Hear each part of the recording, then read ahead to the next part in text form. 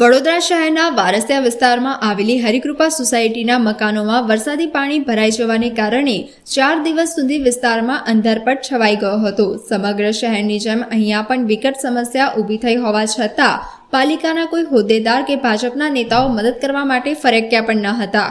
પૂરના પાણી ઉતરી ગયા બાદ આજ દિન સુધી વારસિયા વિસ્તારની હરિકૃપા સોસાયટીમાં મદદ માટે ફૂડ પેકેટથી લઈને અન્ય કોઈ સહાય પહોંચાડવા લાવવામાં આવી નથી, જેને લઈને આજે રહીશોએ રોષ વ્યક્ત કર્યો હતો। બધી જાતની બધો વ્યવસ્થા કરી, અમારે તો કોઈ જાતની કોઈ વ્યવસ્થા કરતા નહીં।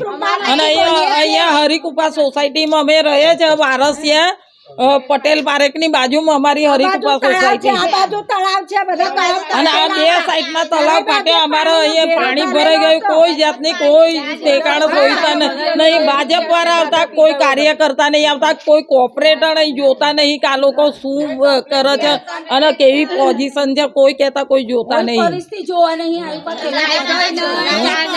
4 દિવસ લાઈટો નહીં, અમે ખુરશીઓ પર બેસી રહ્યા છે, પાણી નહીં પીવાનું, લાઈટો નથી, અમે અંધારામાં બેસી રહ્યા છે 4 દિવસ જાણી।